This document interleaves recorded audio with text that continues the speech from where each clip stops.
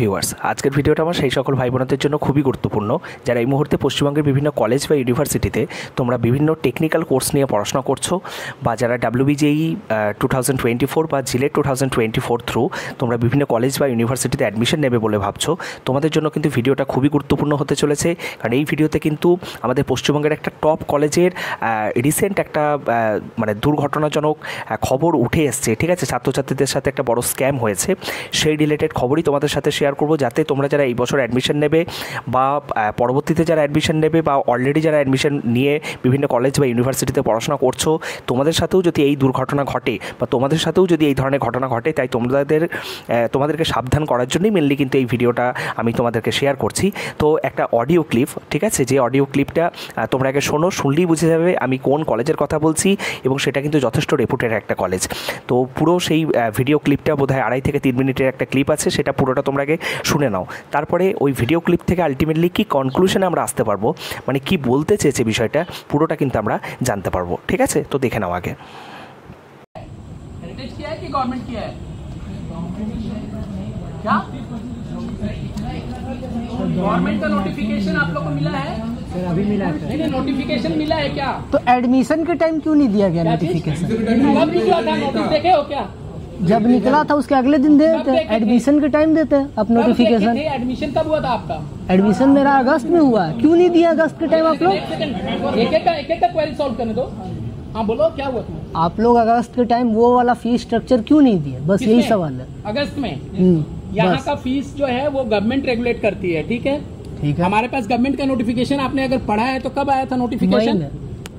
मई में आया था। हाँ, अक्टूबर। ये लो, अभी इससे पूछो, मई में बोल रहा है। हाँ तो ठीक है, अक्टूबर में ही आया था, तो आप लोग क्यों नहीं दिए उस समय? क्या चीज? अरे यार आया अक्टूबर में दिया क्या, अगस्त में कैसे देगा? तो हम लोग अक्टूबर में देते, हम लोग नवंबर में चल जाते छोड़ के। अच्छा, अक्टूबर में दे देते। मकाउट का तो रजिस्ट्रेशन हो गया, अब तो हम लोग कहीं नहीं जा सकते हैं। किसका न्यू एडमिशन?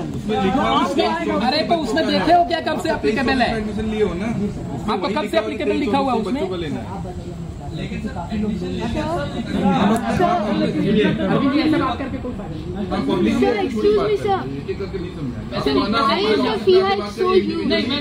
एक जन से बात करेंगे, जिसका जो प्रॉब्लम है उससे बात करेंगे। लेवल मैक्सिमम लेवल तक दिया है ना आप सुनो लोगों ना ने, बेटा, इतना क्यों आपको हाइक एक किया एक करके आप लोग आइएगा, हम लोग बात करेंगे। हम ऐसे पब्लिकली बात नहीं कर सकते हैं।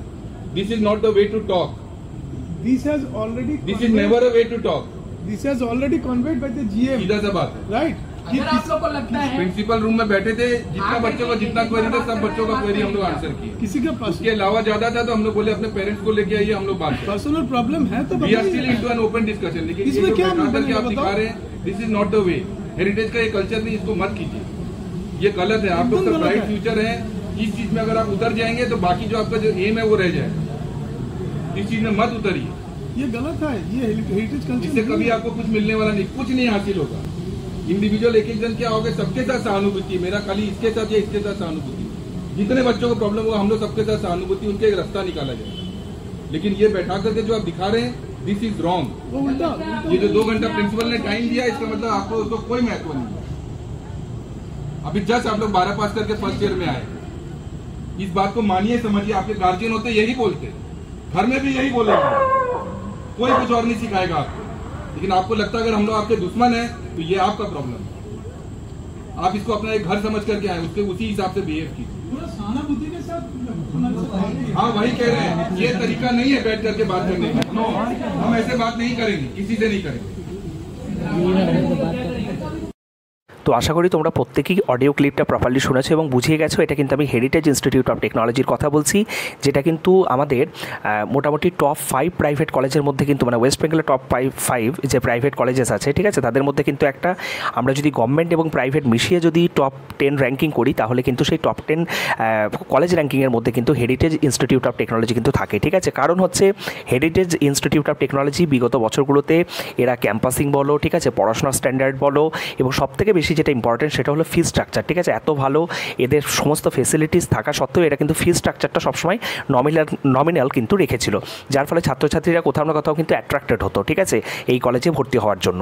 কারণ তোমরা সকলেই জানো যে বিভিন্ন অনেক মানে ছাত্রছাত্রীদের আমি দেখেছি হয়তো তারা একদম নতুন গভর্নমেন্ট কলেজে ভর্তি না হয়ে এই ধরনের প্রাইভেট কলেজগুলোতে অনেকেই কিন্তু ভর্তি হতে চায়। কিন্তু যে ঘটনাটা ঘটেছে, ঠিক আছে, কিছু ছাত্রছাত্রীদের সাথে, কিছু ছাত্রছাত্রী বলতে মানে যারা ওই একাডেমিক সেশনে যারা বেসিক্যালি ভর্তিটা হয়েছে, ঠিক আছে, তো তাদের ক্ষেত্রে যেটা হয়েছে তোমরা সকলেই জানো যে আমাদের কিন্তু প্রাইভেট কলেজগুলো বা ইউনিভার্সিটিগুলো কিন্তু ফি স্ট্রাকচার কিন্তু বেড়েছে, ঠিক আছে। রিসেন্টলি কিন্তু বেশ কিছুটা ফি স্ট্রাকচার বেড়েছে, কোভিডের পর বলতে গেলে অনেকটাই বেড়েছে। কিন্তু যে সকল ছাত্রছাত্রীরা তোমরা অ্যাডমিশন নিয়েছে, অ্যাডমিশন নেওয়ার পরে তোমরা সকলেই জানো এটা ম্যাকআউট অ্যাফিলিয়েটেড অটোনোমাস একটা কলেজ, ঠিক আছে।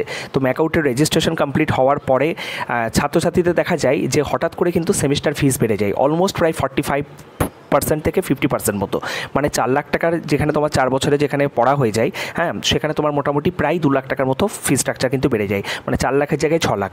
এবার সমস্যাটা কোথায়? দেখো, একটা কলেজ বা ইউনিভার্সিটিতে ফি স্ট্রাকচার বাড়তেই পারে, কিন্তু আজকে ধরো যারা এই 2024-এ যারা ভর্তি হবে, তোমাদের কাছে বিষয়টা যদি তোমরা অবগত হয়ে যাও, বিষয়টা অন্যরকম। তোমার পোষালে তুমি ভর্তি হবে, না হলে হবে না।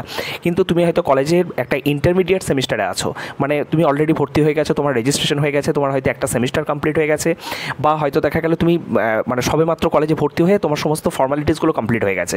তারপরে কলেজ অথরিটি থেকে হঠাৎ করে জানানো হলো যে তোমাদের যে ফি স্ট্রাকচারের কথা হয়েছিল, ফি স্ট্রাকচার কিন্তু তোমাদের রিভাইজড ফি স্ট্রাকচার এটা, মানে রিভাইজড ফি স্ট্রাকচারে তোমরা দেখলে প্রায় 50% তোমাদের ফি স্ট্রাকচার ওভারঅল বেড়ে গেছে। তো সেক্ষেত্রে তো সেই মানে আকাশ মাথায় ভেঙে পড়ার মতো অবস্থা, কারণ সবার তো বাড়ির ইকোনমিক্যাল কন্ডিশন ওইভাবে ঠিক থাকে না, ঠিক আছে। অনেকেই কিন্তু ব্যাংক লোন নিয়ে পড়াশোনা করে, তাদের ক্ষেত্রে কী হয়, ব্যাংক লোন ধরো যত টাকার জন্য তাদেরকে ব্যাংক লোন স্যাংশন করা হয় তার বেশি হুট করে ব্যাংক লোন কিন্তু পরবর্তীতে কিন্তু আর রিভাইজ সেটাকে করা যায় না বেশিরভাগ ক্ষেত্রেই, ঠিক আছে।